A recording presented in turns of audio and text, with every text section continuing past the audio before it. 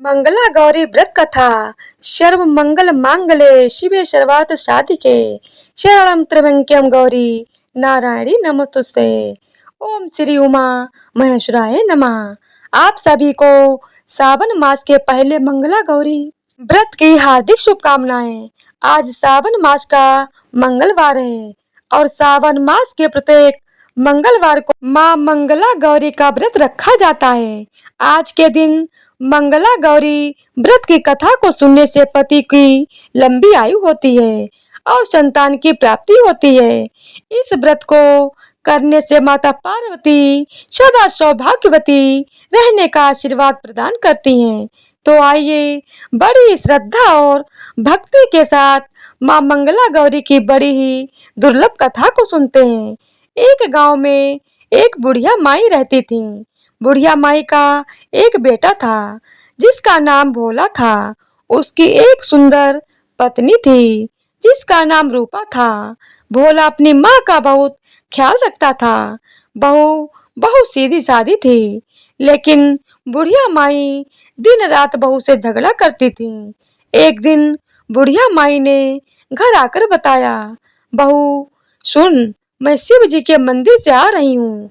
वहाँ सब बातें कर रहे थे कि यदि सावन मास के सोमवार का व्रत करके अगले दिन मंगलवार को मंगला गौरी व्रत किया जाए तो भोले बाबा और माता पार्वती की कृपा से तुझे बेटा हो सकता है। तब रूपा ने कहा, लेकिन माँ जी, मैं तो केवल सोमवार का व्रत करती हूँ। ठीक है, अब आप कह रही हैं तो इस बार मैं दोनों व्रत करूंगी। बुढ़िया माई केवल उसे परेशान और भूखा रखने के लिए यह सब कह रही थी। उसने आगे कहा, अरे ऐसे व्रत नहीं करना है। दोनों दिन कुएं से 7 घड़ा पानी लाकर शिवलिंग पर चढ़ाना है। रूपा यह सुनकर परेशान हो गई और उसने कहा, माँ जी, मैंने तो यह सब करते किसी को नहीं देखा है। यह सुनकर बुढ़िया माई को क्रोध आ गया। उसने कहा, मैं क्या झूठ बोल रही हूँ। यह केवल संतान प्राप्ति का उपाय है जो तुझे करना ही पड़ेगा। यह सुनकर रूपा चुप हो जाती है।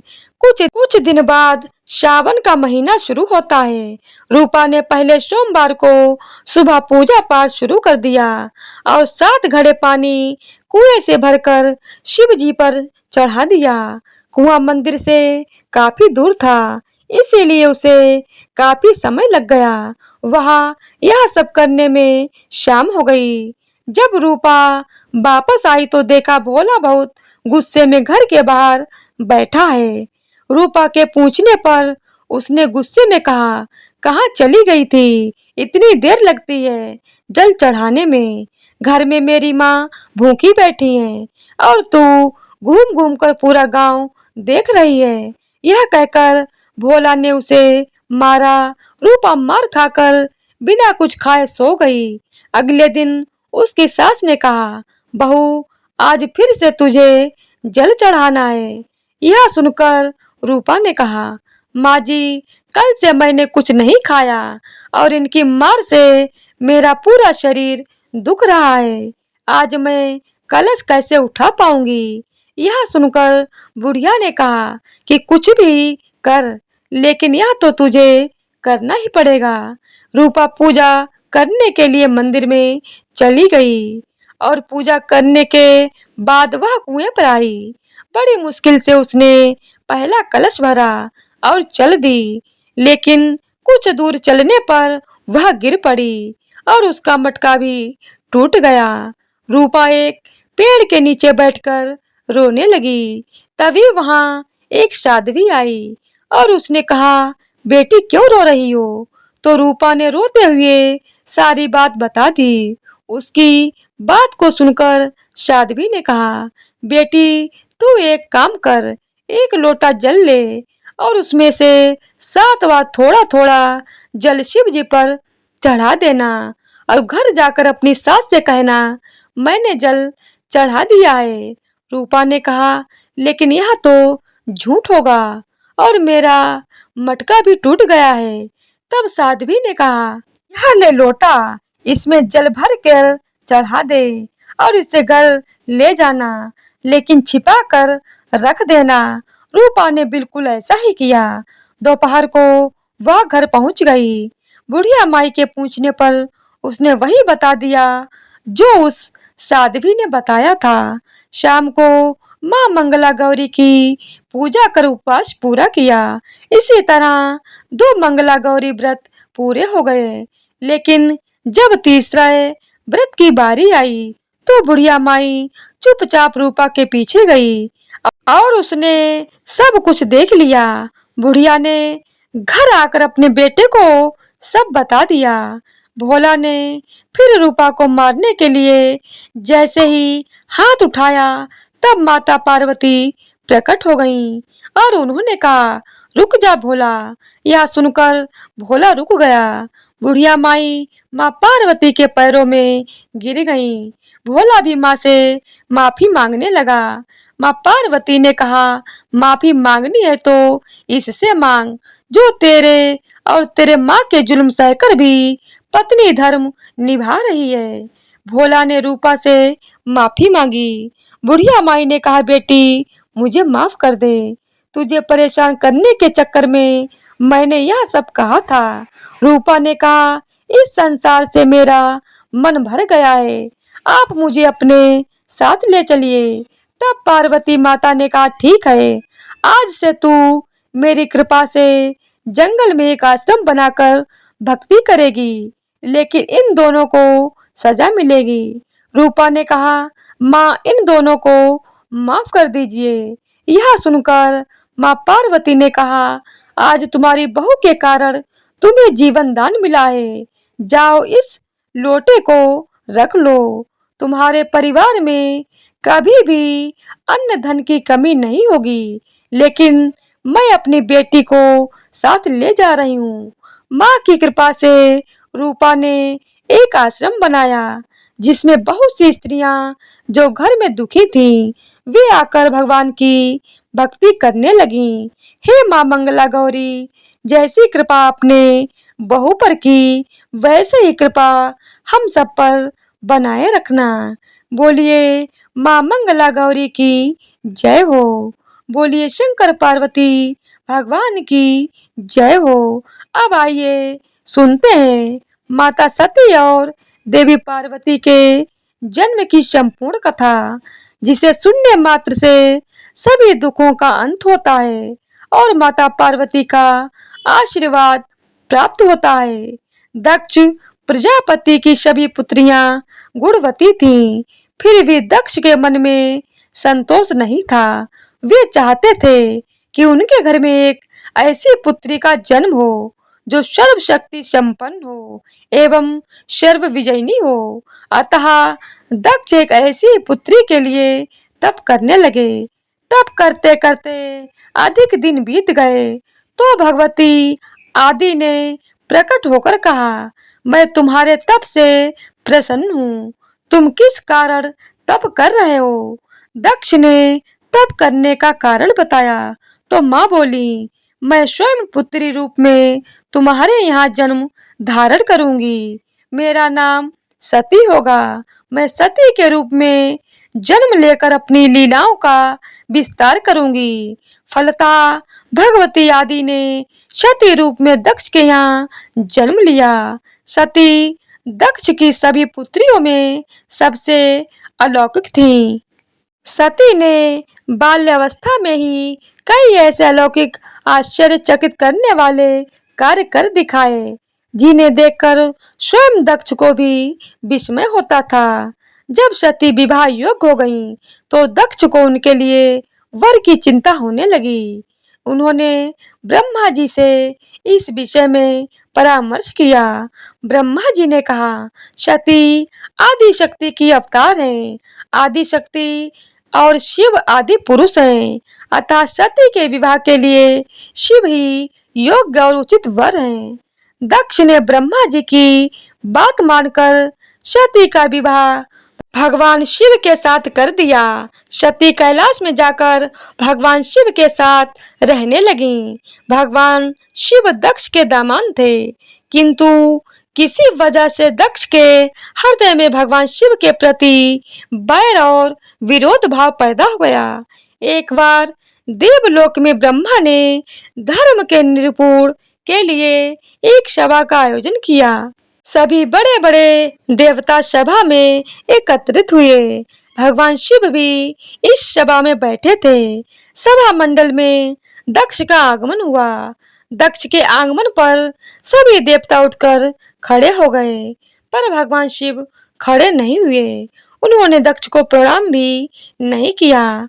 फलतः दक्ष ने अपमान का अनुभव किया।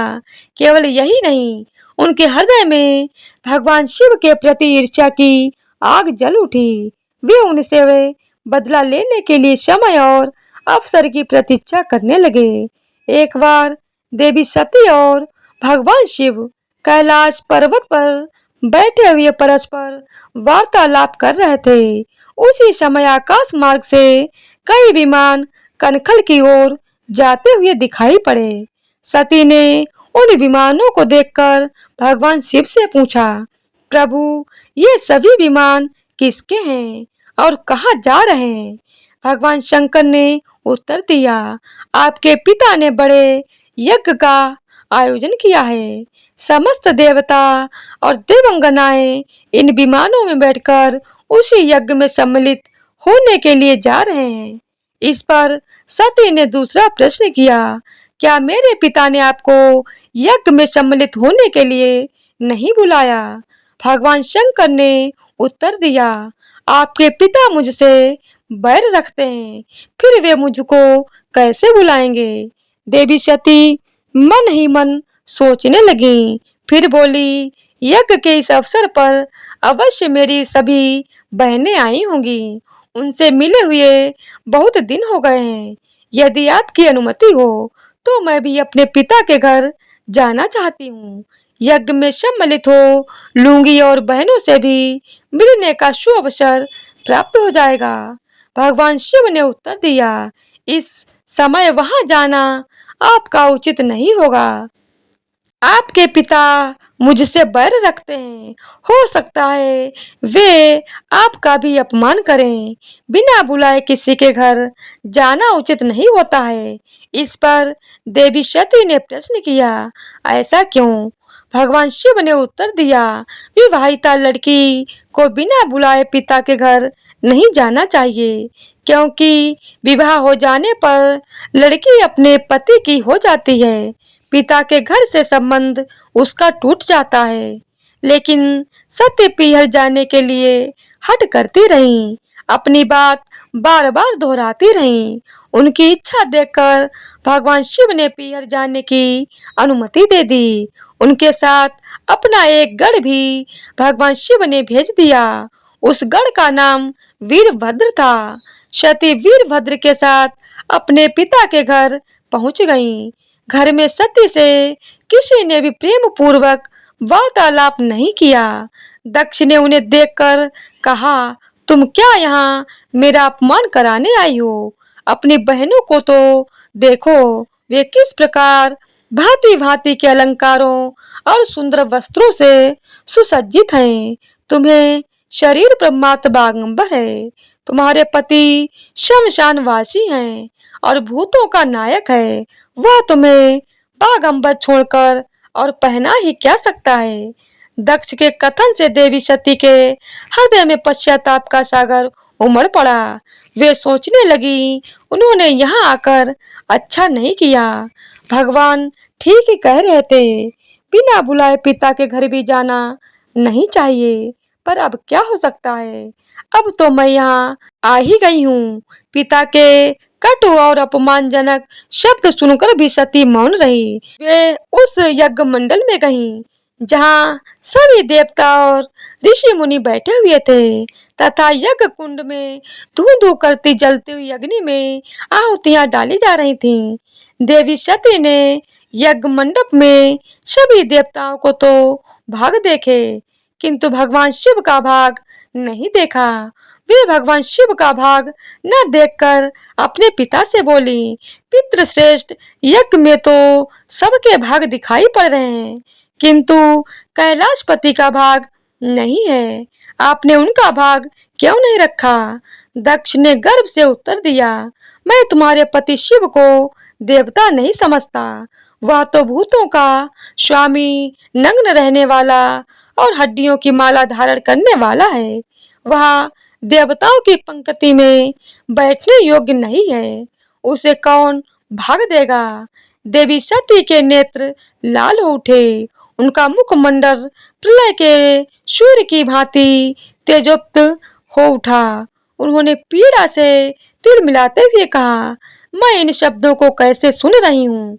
मुझे धिक्कार है। देवताओं, तुम्हें भी धिक्कार है। तुम भी उन कैलाशपति के लिए इन शब्दों को कैसे सुन रहे हो, जो मंगल के प्रतीक हैं और जो क्षण मात्र में संपूर्ण सृष्टि को नष्ट करने की शक्ति रखते हैं। वे मेरे स्वामी हैं। नारी के लिए उसका पति ही स्वर्ग होता है। जो नारी अपने पति के लिए अपमानजनक शब्दों को सुनती है, उसे नरक में जाना पड़ता है। पृथ्वी सुनो, आकाश सुनो और देवताओं, तुम भी सुनो। मेरे पिता ने मेरे स्वामी का अपमान किया है।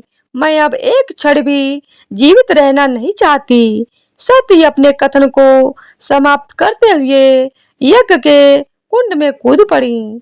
जलती हुई आहुतियों के साथ उनका शरीर भी जलने लगा। यज्ञ मंडल में खलबली पैदा हो गई। हाहाकार मच गया। देवता उठकर खड़े हो गए। वीरभद्र क्रोध से कांप उठा।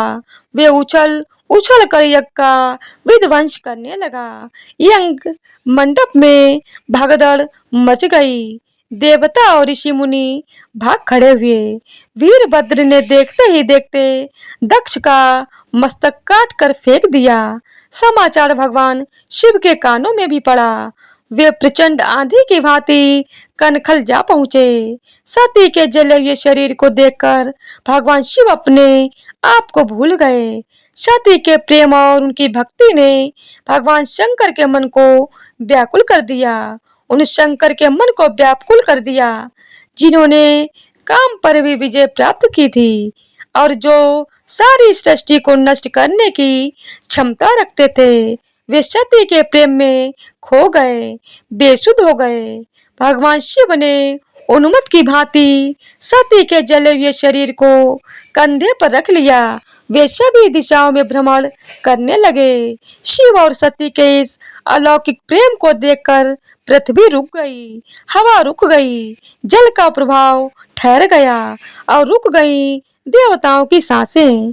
सृष्टि व्याकुल हो उठी। सृष्टि के प्राणी पुकारने लगे, त्राहि माम, त्राहि माम। भयानक संकट उपस्थिति देखकर सृष्टि के पालक भगवान विष्णु आगे बढ़े।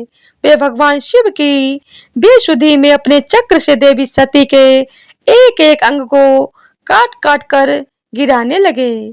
धरती पर 51 स्थानों में सती के अंग कट कट कर गिरे। जब सती के सारे अंग कट कट कर गिर गए तो भगवान शिव पुनः अपने आप में आए। जब वे अपने आप में आए तो पुनः सृष्टि के सारे कार्य चलने लगे। धरती पर जिन 51 स्थानों में देवी सती के अंग कट कट कर गिरे थे, वे ही स्थान आज शक्तिपीठ माने जाते हैं।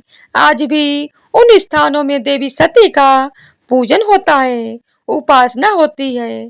धन्य था भगवान शिव और माता देवी सती का प्रेम। शिव और सती के प्रेम में उन्हें अमर और वंदनीय बना दिया। बाद में सती के विरह में शंकर जी की दयनीय दशा हो गई। वे हर पल सती का ही ध्यान करते रहते और उन्हीं की चर्चा में व्यस्त रहते। उधर देवी सती ने भी शरीर का त्याग करते समय संकल्प किया था कि मैं राजा हिमालय के यहाँ जन्म लेकर शंकर जी की अर्धांगिनी बनूं। अब जगदम्बा का संकल्प व्यर्थ कैसे हो सकता था?